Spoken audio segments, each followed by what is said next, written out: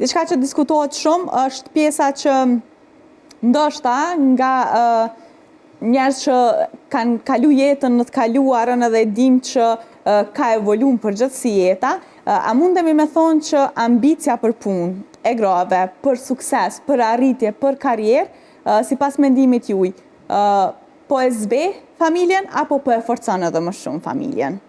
Mendoj që po e forcon.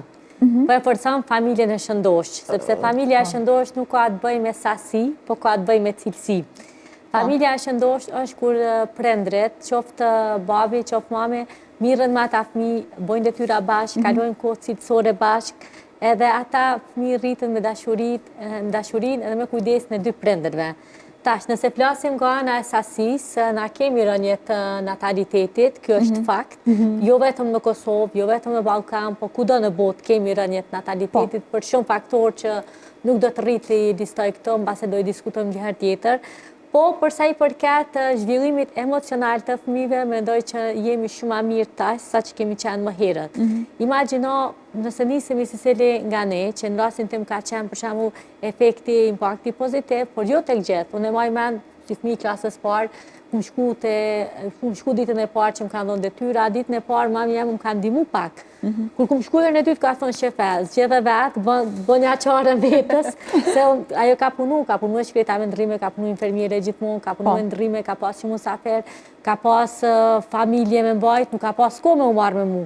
Ndërsa sot që kam përqenë se dhe më thënë fëmijët janë prioriteti çdo familje, sepse shoqënia jonë po shkon drejt një zhvillimit të tillë. Sot nuk përqeshet një grua nëse ajo vendos me porosit një picë e në u marrë me fëmijë. Po. Nuk ka qenë kështu para 30 viteve. Tash ne mundemi me lujt franquzat, po gjithë që jemi rritë këto e din që s'ka qenë kështu.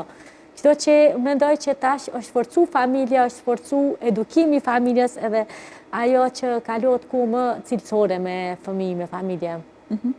Raimonda?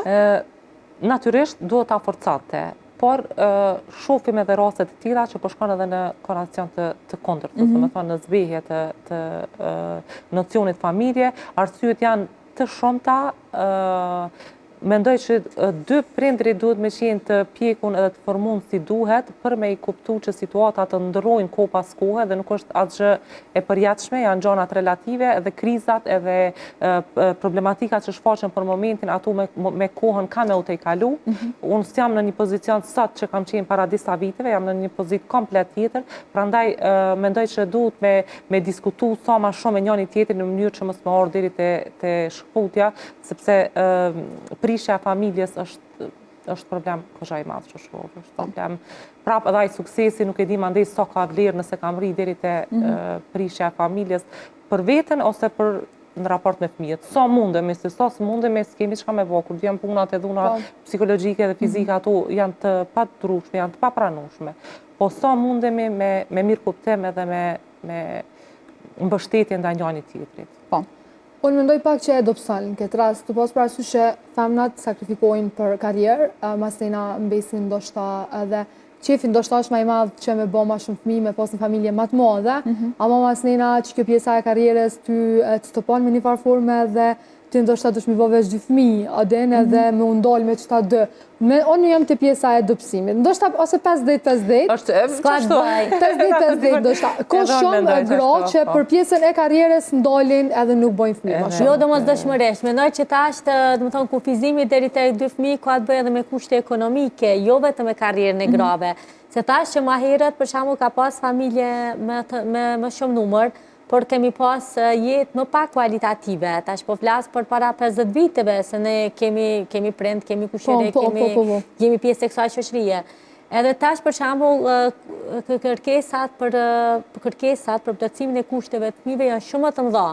Tash imagjino sa kanë qasje në informacion fëmijët. Është një pjem i vogël për shembull që ai don të gjitha bluzat me Sonic, me atë filmin e tij preferuar vzatimor, don çdo lodër që shet dhe gjithë fëmijët këto. Imagjino 2 prind që punojnë mundën m'ia realizu këto kërkesa me gjitha krizat e luftrat që jemi duke jetuar. Po, një gjë duhet me ditë prindërit që loja më e mirë për një fëmijë është vlla ose motra. Nuk e zavendëson Asnjë lodër. asnjë gjatë tjetër, more krejt gjonat e botës bleja, nëse se ka një vlla ose një motër Jo, po, këtë po thosha për atë janë kufizu me 2 fëmijë, domethënë, shumica e çifteve. I vjen që karriera ja ka kufizu edhe se so fëmijë mi pas. Jo, kushtet ekonomike. Po, e kam dëgjuar edhe këta që thot Elsa shpesh, ajo pauza shpesh ndoshta që një grua mundet me pas gjatë kohës së lindjes, pastaj rritjes së fëmijëve, pastaj me u kthy edhe një herë në punë, prapë edhe një herë me pauzu, shumë shpesh kanë hek dorë për shkak të kësaj.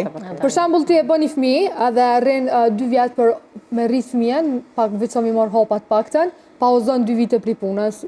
Okej, mbas 2 vitesh kthehesh punon edhe 2 vite tjera, 4 vite diferencë, mas një vit deri procesi i lindjes së këtyre të tjera, ty prapë duhet me pauzu. Tash dalon ka shumë faktorë. Kjo nuk është e mundur me pas fëmijë mos me pauzu pak që aty 2 vite. Këto duhet me pranu, kjo duhet me qenë e pranueshme. Kjo është e vërtetë si shkpuktës. Po prap knatësinë që ta jap fëmia nuk është apo kupton e pa, nuk është unë jam prap pro mendimit tam që karriera jo kufizon lindjen e fëmijëve dhe familjen të madhe ose të vogël. Jo, unë nuk mendoj ashtu. Unë po. Nuk mendoj ashtu. Për shembull, unë thash që mami jam ka punu gjithmonë dhe ka punu në atë kohë me turne të gjata. Jo sikur tash për shembull tetor ka pas një profesion shumë vështirë, ka qenë infermiere në hemodializë, në kohën kur faktikisht ka pas fëmijë. Ai ka pas 3 fëmijë. Po sigurt keni jetu në bashkësi familjare. Me gjyshen kemi jetu, po gjithsesi jo. Jo, kemi qenë të ndalë, në shtëpi të ndara. Po gjithsesi, dhe me thonë, gjithë ajo gjenerat e kolegeve të mami temë kam pas si minimum 3 fëmijë. Ka pas që kam pas 4, ka pas që kam pas edhe 5. Kjo që edhe ato kanë qenë gratë që kam punu, bile, kam punu në rrethana shumë atë vështira se sa që punojmë sot ne. Atëherë kanë qenë madzoja tash për gjithë shka në kohën e. Baka kjo që tash jemi madlota. Ma të mbelica na jemi bo, ajo po nuk mendoj që karriera edhe pësa përkundra ze, mendoj që një grua e fort është themel i fort i çdo shoqënie. Po. A ka ende paragjykime për një grua karrieriste? Po. Gjithë ka paragjykime.